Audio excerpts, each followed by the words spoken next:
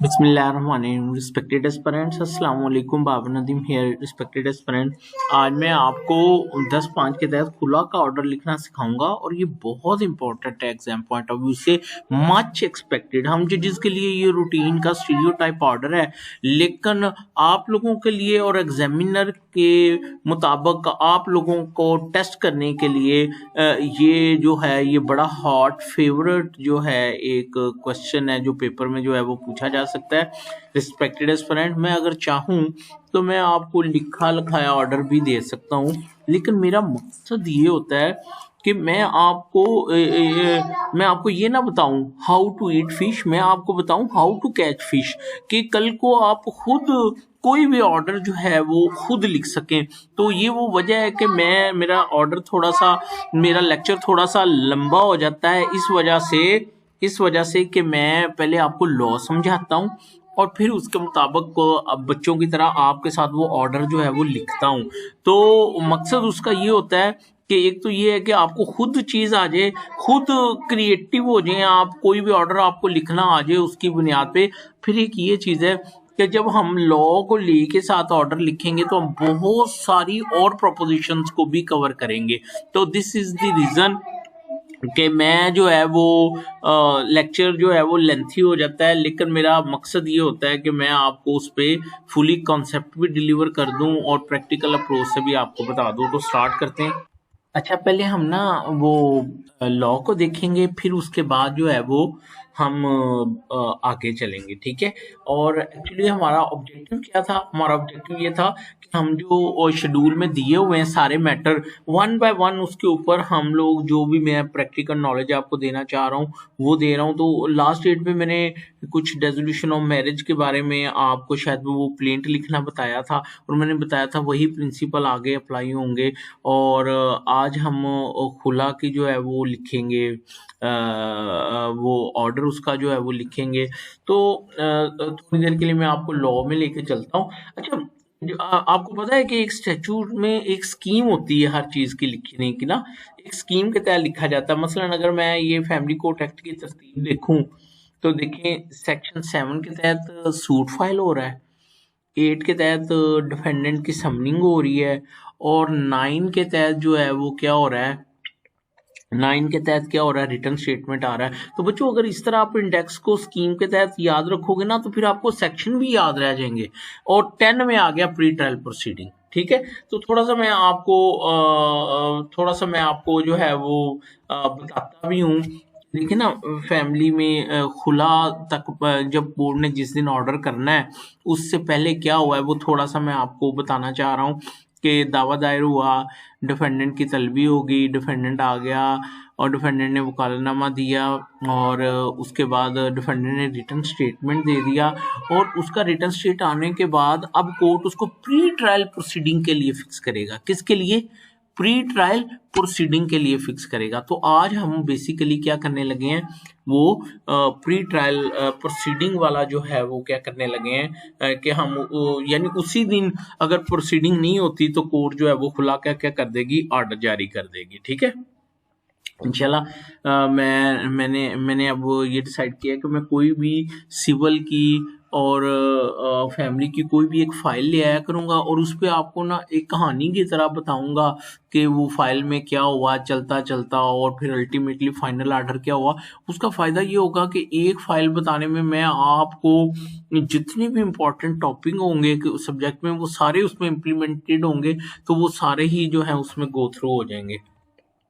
अच्छा जी, तो अब चलते हैं हम सेक्शन 10 के ऊपर। अभी मैं आपको सिर्फ बेस बताने लगा हूँ, कॉन्सेप्ट बताने लगा हूँ, लॉ बताने लगा हूँ। हमने सेक्शन 10(5) करना है, लेकिन मैं शुरू से पढ़ूंगा इसको। Pre trial proceeding, when the return statement is filed the court shall fix an early date for pre trial hearing of the case, ठीक है। अच्छा, on the shall fix a date, an early date for pre-trial hearing of the case. On the date so fixed, the court shall examine the plaint, the written statement, and the preci of evidence and document filed by the parties, and also, if it is so deemed fit, hear the parties and their consoles, ठीक है। अच्छा बच्चों, ये जो वो लिख रहे हैं ना, ये वो किसी भी फैमिली प्लेंट के लिए बात कर रहा है। आप हुला के तनाजर में इसको ना देखें, प्रीटल प्रोसीडिंग हर मैटर में होगी, हर मैटर में होगी, मास वाए जेक्टिटेशन ऑफ मैरिज, लेकिन उस पर भी कोर्ट उसको फिक्स तो करेगा, लेकिन उस पर प्रीटल प्रोसीडिंग यानी वो कुछ नहीं हो सकता एनी हाउ। अच्छा, तो ये मैं आपको क्या बता रहा हूँ कि रिटन स्टेटमेंट आने के बाद कोर्ट प्री ट्रायल हियरिंग के लिए, अब ये प्री ट्रायल हियरिंग को आप अंडरलाइन कर लो, क्योंकि ये आगे आपका जो ऑर्डर लिखना है ना हमने, उसमें हमने ये अल्फाज का इस्तेमाल करना है, ठीक है।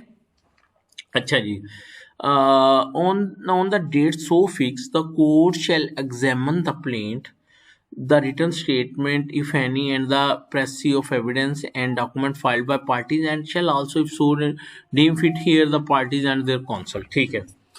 The family court may at the pre-trial stage ascertain the precise point of controversy between the parties and attempt to affect compromise between the parties, ये highlight कर लें, attempt to affect compromise between the parties pre-trial stage के ऊपर, ठीक है। अच्छा जी, अब section sub section 4 है, कहता है subject to sub section 5, if compromise is not possible between the parties, the court में if necessary frame precise point of controversy and record evidence of the parties.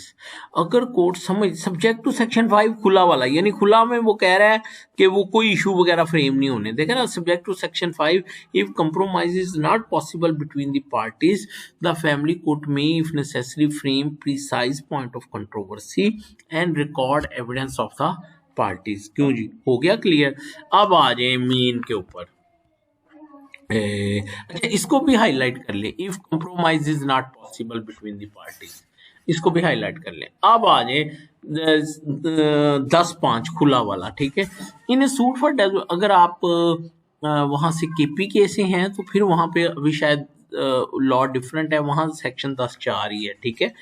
In a suit for, ये सिर्फ पंजाब के लिए, in a suit for resolution of marriage if reconciliation fails, the family court shall immediately pass a decree for dissolution of marriage, and in case of dissolution of marriage through hula, may direct the wife to surrender up to 50% of her deferred dower or up to 25% of her admitted prompt dower to the husband, ठीक है। अच्छा बच्चों, तो मैं इसका जो मतलब लेता हूँ सेक्शन 10(4) और 10(5) का, तो इसमें जो 10(5) है ना, मैं चीज़ों को सिंपल रखता हूँ, आपको कंफ्यूज नहीं करना चाहता। 10(5) ये कहता है कि अगर वो dissolution of marriage on the basis of खुला है, तो फिर कोर्ट क्या करेगी, वाइफ को क्या कह सकती है कि 50% वो अपना डेफर्ड डावर जो है उसको सरेंडर करे,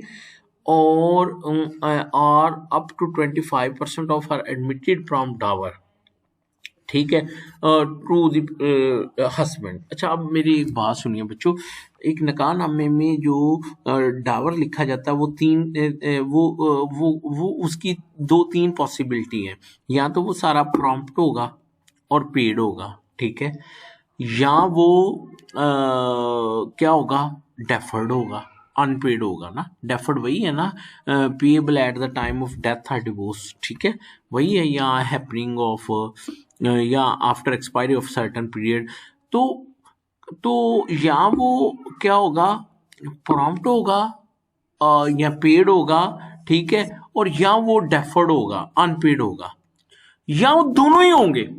आपने देखा होगा निकाहनामे में लिखा होता है कि 5,000 रुपये मुअज्जल अदाशुद, और बाकी लिखा होता है 5 मरले का मकान वो गैर मुअज्जल, ठीक है।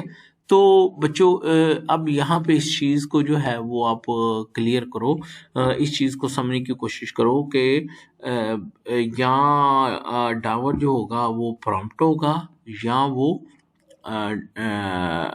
डेफर्ड होगा, या पार्टली प्रॉम्प्ट होगा और पार्टली डेफर्ड होगा। अब जो मैं बताने लगा हूँ ना, जो मेरे मुताबिक दूसरे जजेस वो ऑर्डर नहीं करते जो मैं करता हूँ, लेकिन मैं बताने लगा हूँ, अपनी लॉजिक बताने लगा हूँ, वो ये है। आप यहाँ पे ये देखें, may direct the wife to surrender up to 50%, यानी जरूरी नहीं है 50% ही हो, up to 50% of deferred Dawar. ठीक है, और इस और के ऊपर मैं फोकस करना चाह रहा हूं, इस और के ऊपर फोकस करना चाह रहा हूं, एंड नहीं है, और up to 25% of her admitted prompt dower. तो बच्चों इसका मतलब यानी मेरा ये व्यू है, या मैं आज तक ये ऑर्डर करता रहा हूँ कि जहाँ पे नकारानामे के अंदर पार्टली प्रॉम्प्ट पेड डावर भी हो और डेफर्ड भी हो, तो मैं उन दोनों में से एक का ऑर्डर करता हूँ, मैं दोनों का नहीं करता, जबकि बाकी जजेस जो हैं वो दोनों का करते हैं।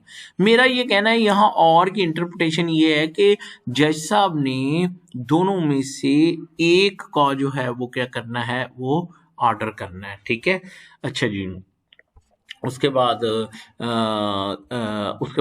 सब सेक्शन 6 बड़ा इंपॉर्टेंट है बच्चों, बहुत इंपॉर्टेंट है। वो क्या है, as subject to subsection in the decree for dissolution of marriage, the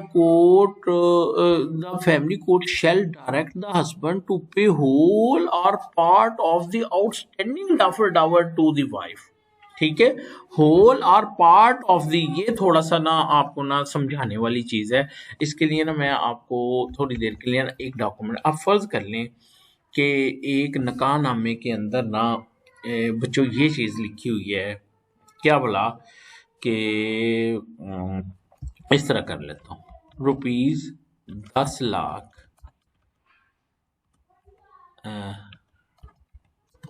as deferred Dawar. ठीक है, अच्छा, अब चूंकि खुला है तो कोर्ट ने 50% तो उसको डेफर्ड कर देना है इन ल्यू ऑफ खुला। तो जो जो 5 लाख होगा वो तो क्या सरेंडर्ड इन ल्यू ऑफ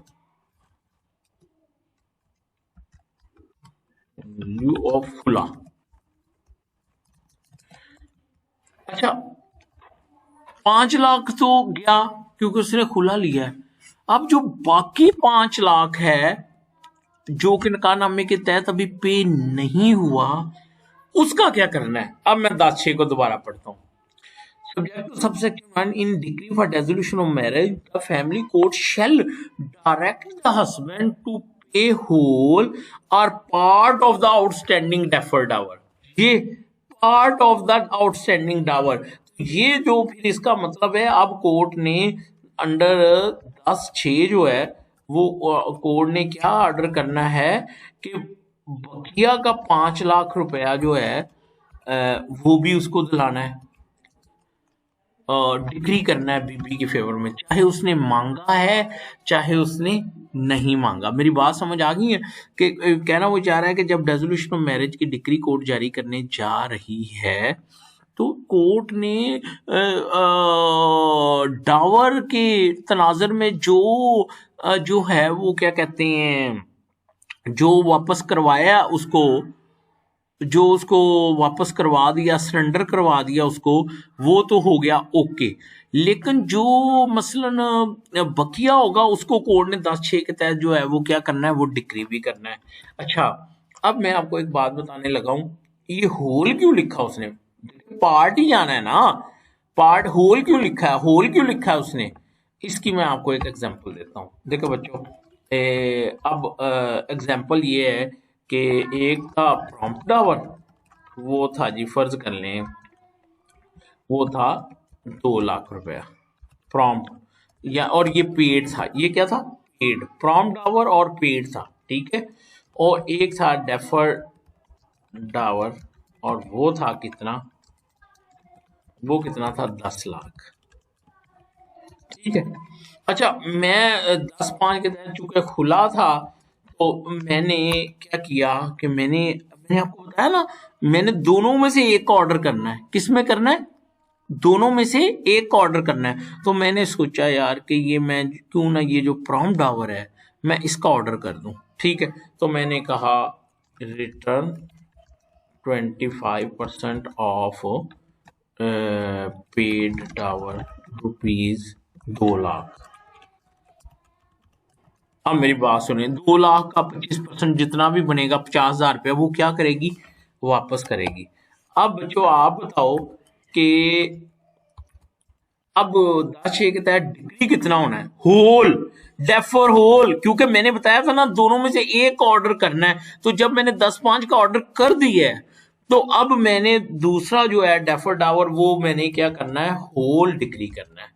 100% मैंने डेफर्ड आवर जो है वो उसके फेवर में क्या कर देना, डिग्री कर देना। तो आपको मेरी बात की समझ आई।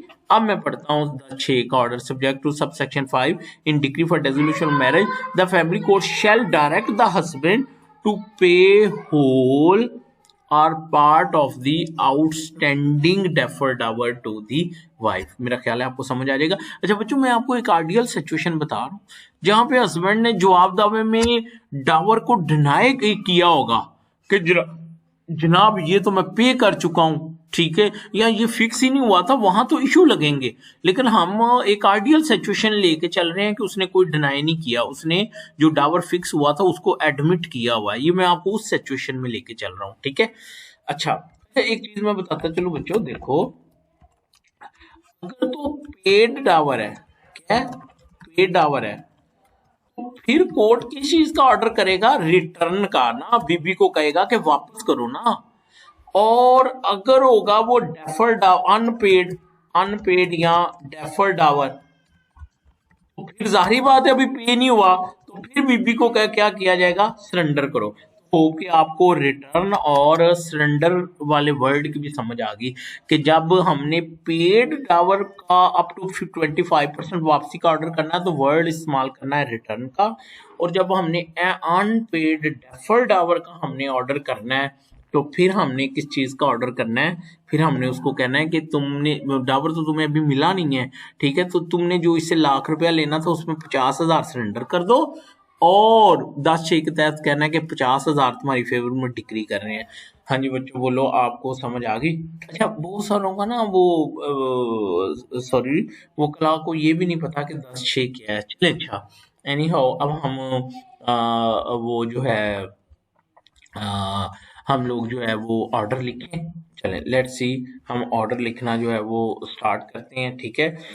तो हाँ जी, कॉपी पेंसिल आप भी एक ले लें, ठीक है। और ले जी, आज डेट क्या है, डेट क्या है, आज मेरे ख्याल 13 है, 13,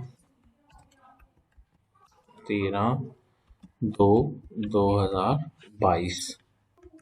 अच्छा, इसको आप ऐसे भी लिख सकते हैं, ऐसे करके यहीं पे लिखें ऑर्डर, और ऐसे करके, ऐसे करके लिख दें।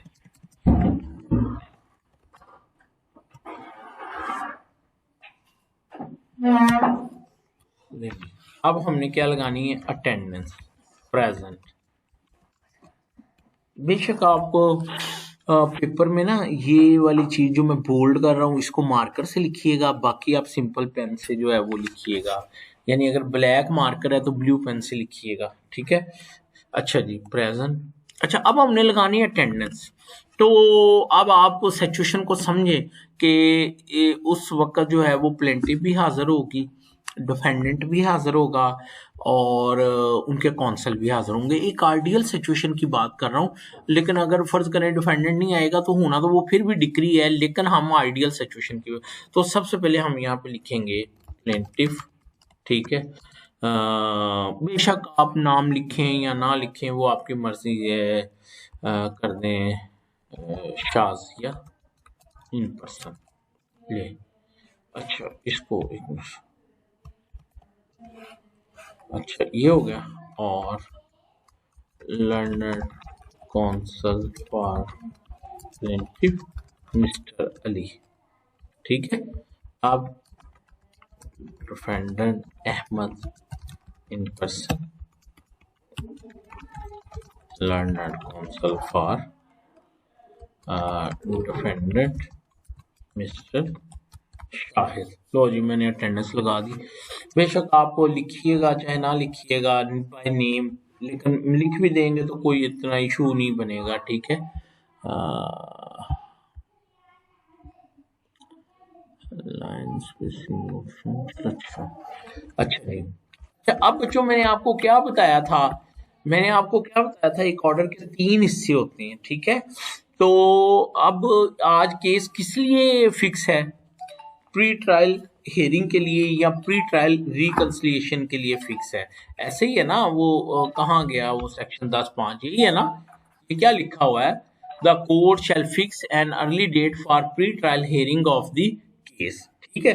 तो मैंने हाईलाइट भी करवाया था, तो हम सबसे पहले लिखेंगे today the case is fixed for pre-trial hearing of the case, ठीक है। एक तो ये हो गया, ठीक है। अच्छा, उसके बाद क्या है, उसके बाद इसमें क्या है जी कि ये the court the family go at the certain the precise point of between the parties and attempt to effect compromise between the parties, ठीक है। तो अब मैं इसको इस तरह से लिखता हूँ। अब मैं अगला पैरा, अच्छा जी, pre trial hearing of the case, ठीक है। तो अब आप इसमें लिखें कि parties heard and parties heard and an attempt is made to effect a compromise between the parties in the instant suit for dissolution of marriage on the basis of खुला। हाँ बच्चों, बोलो, समझ आ गई मेरी बात की आपको? ठीक है। ओहो।